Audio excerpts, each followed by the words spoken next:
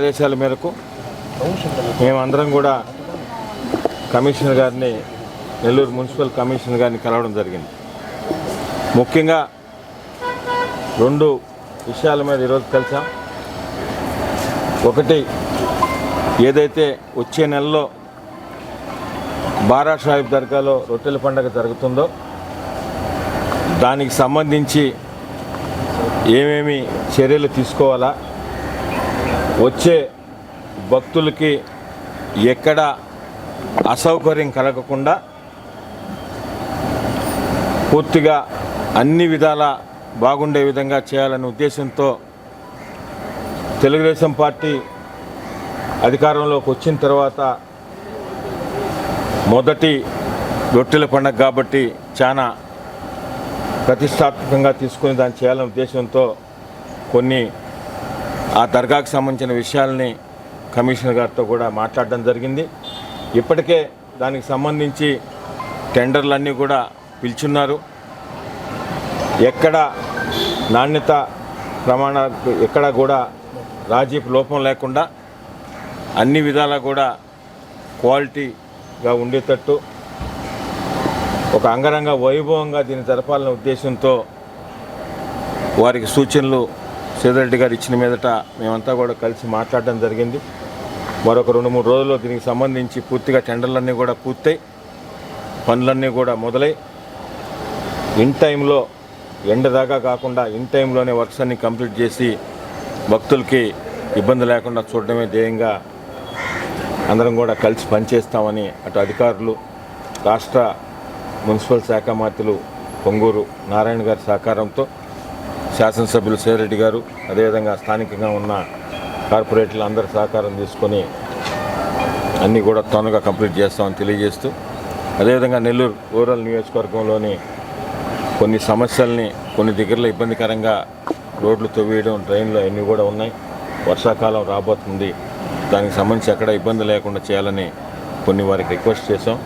తప్పకుండా అవన్నీ కూడా చేద్దామని కూడా సానుకూలంగా కమిషనర్ గారు స్పందించడం జరిగింది. కమిషనర్ సంతకాన్ని ఫోర్జరీ చేశాడు మేయర్ భర్త అని ఆరోపణలు వస్తాయి. దాన్ని అలాగే కాలయాపన చేస్తా ఉన్నారు సార్. ముందు ఎటువంటి చర్యలు తీసుకుంటారు? ఈ కలిసిన సందర్భంలో, మాటల సందర్భంలో దాన్ని కూడా కమిషనర్ గారిని అడగడం జరిగింది.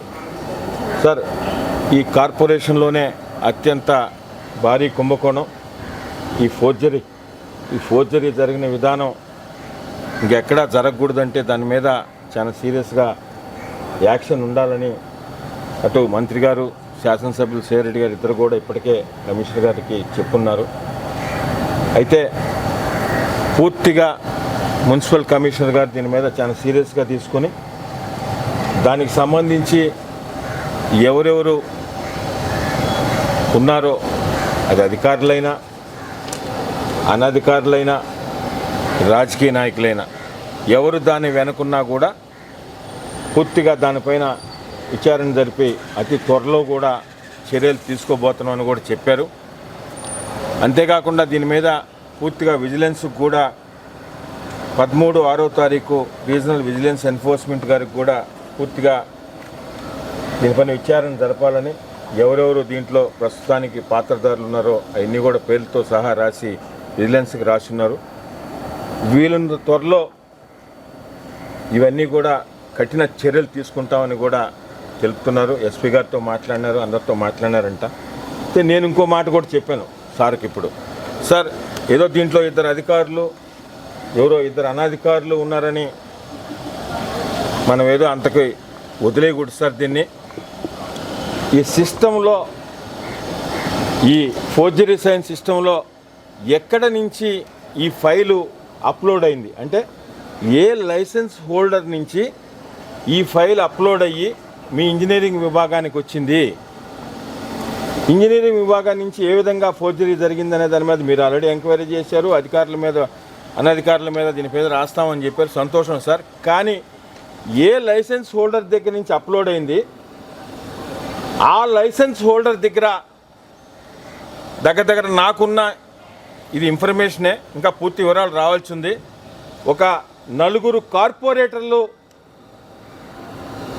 ఆనాటి అధికార కార్పొరేటర్లు 4 కార్పొరేటర్లు ఈ లైసెన్స్ హోల్డర్ని బెదిరించి ఈ విధంగా అప్లోడ్ చేయమని చెప్పున్నారని మాకు ఒక ఇన్ఫర్మేషన్ వచ్చింది సార్.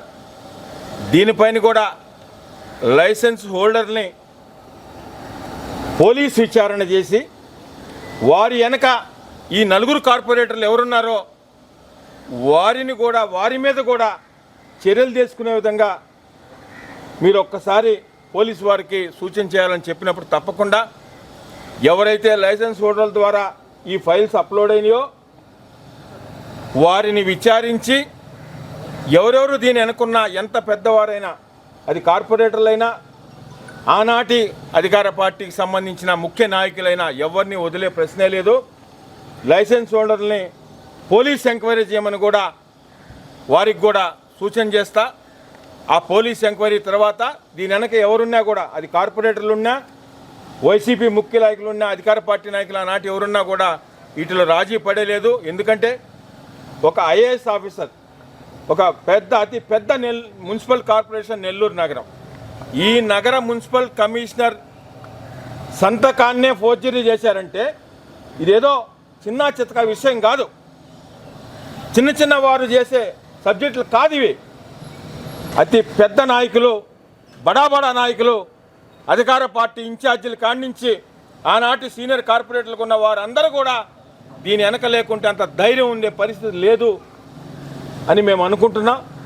దాన్ని కూడా సార్కి చెప్పాం. తప్పకుండా ఈ లైసెన్స్ హోల్డర్లందరినీ కూడా దీన్ని ఎవరు ఏ లైసెన్స్ హోల్డర్ ద్వారా ఈ ఫైల్స్ అన్నీ కూడా అప్లోడ్ అయినాయో వారందరినీ కూడా పోలీసు విచారణ చేసి వారిని ఎవరెవరు ప్రెజర్ పెట్టారో వెనకున్నారో అవి కూడా వెలికి తీస్తామని చెప్పినందుకు వారికి కూడా ధన్యవాదాలు తెలియజేస్తూ భవిష్యత్తులో ఇలాంటివి జరగకుండా నెల్లూరు కార్పొరేషన్ ఒక మంచి పేరుతో నడవాలా అనే ఉద్దేశంతో కూడా కమిషనర్ గారు చాలా సీరియస్గా ఉన్నారు. తప్పకుండా ఈ విషయంలో అన్ని విధాల తగు చర్యలు తీసుకుంటామని మేము అనుకుంటున్నాం. మరికొద్ది రోజులు చూసిన తర్వాత అటు మంత్రివర్యులతో కానీ శాసనసభ్యులతో మాట్లాడి ఇంకేదన్నా దీంట్లో ముందుకు పోని ఎడల దానికి కూడా తగు చర్యలు వారి ద్వారా తీసుకునే విధంగా కూడా అవుతుందని కూడా మీకు తెలియజేస్తాను.